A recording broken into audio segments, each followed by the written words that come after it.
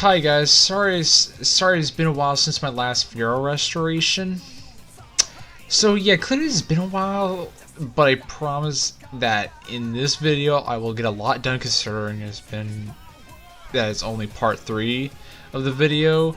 But I will try to keep the pictures in order that I have taken pictures of and all the videos so it matches up when I have posted on my Instagram, which you can check out, which is QCN_Fiero.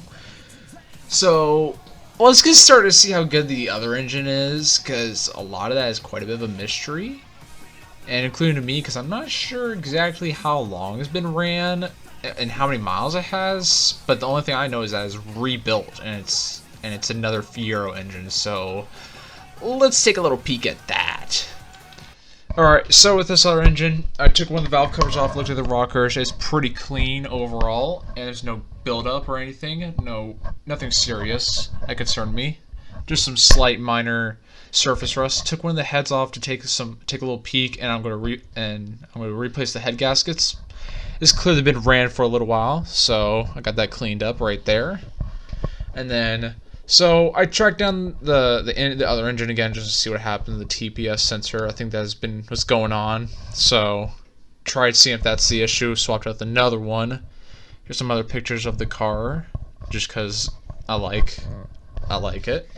I mean, like, who doesn't? Well, So, I'm trying to figure out what the heck's going on with the e-brake, because the e-brake doesn't work. So, investigating, and I'll jack it up. I noticed, as you can see it, right there, that doesn't look right. I was like, okay. Checked with my brother, I said it moved. I'm like, okay, I'll keep an eye on it. So, I already did that side. I'm gonna do that one later today. Wheels off, and look, so I did this, I moved it, and it's not even under any tension, it's loose as heck. It seems to be compressed, so just looking around, where could this lead to? Because it leads over there clearly, and it leads up towards the driver's side, so I was thinking, okay, well, this looks like that might be part of it, and we just follow it. And I saw it, I'm just like, goes up there, why does it go up to the muffler? I was looking over there, I'm like, wait, what? Maybe you'll see. Held up by some baling wire on the exhaust. so yeah, like after several months, I did nothing to the car. Pulled a little run off finger right there. Alright, so I decided to take the radio out, take a little peek at it. I do know the display was working, but not the tape player, and the actual radio itself was Okay, working. everybody, doing some troubleshooting with my car. You can figure out what is wrong with it in the 86 in your Pontiac or in your Pontiac Fiero. There's a bit of a sketchy way which I'm doing. Shove a paper clip down there. I think I have a scanner for it, but I'll have to try that and look up some videos. But the codes I'm pulling out are 12, 33, 34. Using my Haynes manual, it looks like I'm having trouble. Well, why don't we turn? Because I kind of forgot. But yeah, you stick a key in, and then, let's just show it right now. You put it in, if I get it in, and just let it do it. So then the check engine light will flash. 1, 1, 2, that's a code 12. And yeah, I'll do it 3 times in a row and make sure you get it. But yeah, so I've been doing that. Alright, well, so here's my Haynes manual I got for my birthday. Let's get you the page as bookmarked. So, if you go head towards 6-2, head towards Chapter 6 Emissions Control System. You go down to the bottom, you'll see the starting of the codes, tell you the sequence. 1 flash, pause, 3 flashes. That would be your oxygen sensor. Or a code 13. But in my case, I have a code 12, 1 flash, pause there. And it's probably, there's no reference pulls to the ECM. And I gotta figure out how to fix that. Or if I can fix that now. And then I have a code 33. Code 33. And yeah, it's my map sensor, which I know what's going on because it was chewed through by something, or it's just complete wear and tear. Map sensor once again. And yeah, something wrong with it, so I gotta fix that. Well, no, I can't really fix that. I have to put in the new wiring harness and the engine swap. Hopefully we'll be doing so soon in the next 3 months. But I'm gonna hook up my. I'm not sure if this is it, but my. Oh no, we don't want that. But this does plug in and stuff. So yeah, it looks like I get hooked up to my laptop. So let's just take this out. This does fit. Let's get this. And thanks to Fiero, I think, who helped me with this, figuring out what's going on. And that does fit, so I'm going to pull out my laptop, plug it in, and see what this does. See if I can do anything with it. I might be missing a few connections. I'll figure it out, but I will have to pull some codes out of this. If this is what this is, yeah. Well, thanks Fiero for helping me figure out how to diagnose or pull out codes out of my car. So thanks to you, and I will.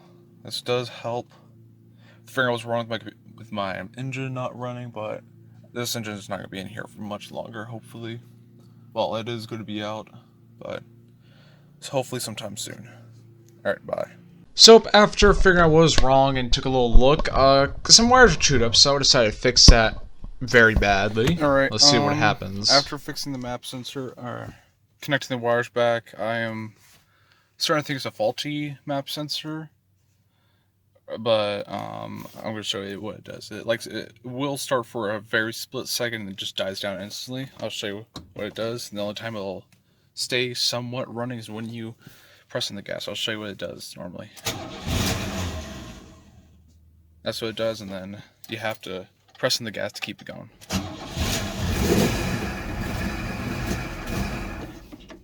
Yeah. Okay, I found this very weird. So I was just going around my engine, and so you know the TPS sensor is wrong about this, not the map sensor, the TPS sensor, right? So whenever it's in, it doesn't want to run. Let me show you. It does not like to run whatsoever. So watch. Watch. It's going to die down. Is it?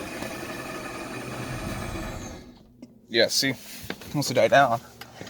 But sometimes when you unplug it, plug it back in, and wants to idle. Watch. Alright, it's unplugged. Go start it.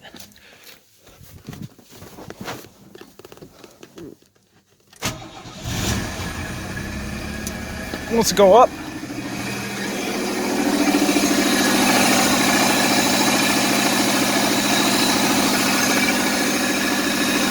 Then wants to idle.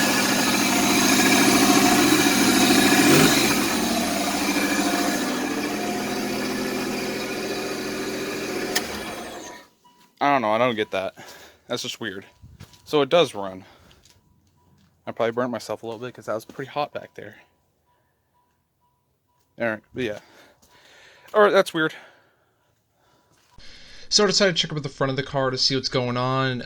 It's very dirty, and it definitely has been sitting for a while by the surface rust, and the brake pads are super low.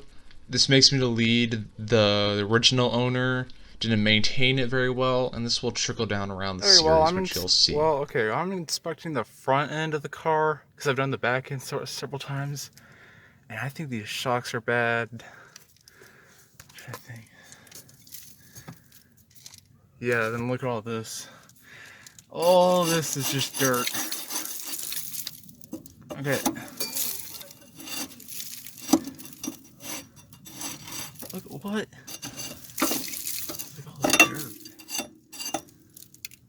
Alright, got the hood off so I can get towards the bumper, so I could take it off for the engine drop, because when you're lifting it from the back, the bumper's going to run into the ground, so got rid of that so it could be easier, and we don't have to damage the bumper and possibly find a new one if it was damaged, possibly. So we rolled inside the garage. Sadly, don't have any video of it, but I got down towards the last few things and stuff, and I'll show you the coolant, which a lot of you what's inside of here. It's just draining, so it was nothing bad. I think it was just hard. Oh boy. Trying to do this one-handed. Oh boy, that is rusted through.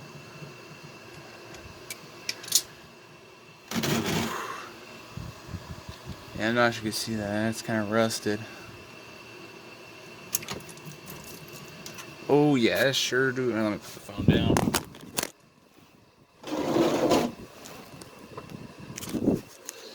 All right.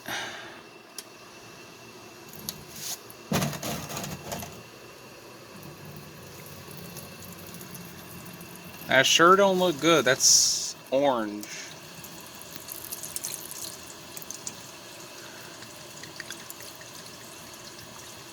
Yep, should be chugging.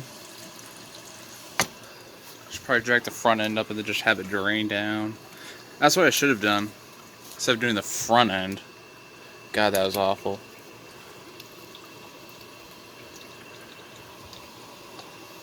Yep. Oh, there's rust. I don't like that. That doesn't seem promising. So afterwards, school had started and progress declined rapidly. But I talked to my teacher about getting it down there. We got it down there, or we got it strapped up and on my neighbor's tow truck, and we got going. Took it down to my school and stuff, which was quite cool. Showed a few of my friends it. They thought it was cool. So we got it up on the lift and started hacking away at the last few final things there was left, and yeah, got it all going and stuff. And so we got the engine lift and we got it on there, and let's just say one of the piers didn't put the chain on right and it almost fell on me. So got that secure, put it under some jacks, and I got it out in the morning. And then there's some more pictures of it on the 4jack stands and out of there. So we got the engine out and stuff, and then afterwards we loaded up my dad's truck with the with all the rest of the parts. Got inside there, and let's say we got it kind of crammed in there kind of tightly, which you'll be seeing real soon right there, a few inches to spare. But we got in there, we got the parts down there the next day, and my dad got to see all the progress I've made. And here's some more cars that have showed up in the shop. And a Supra legit came to my school.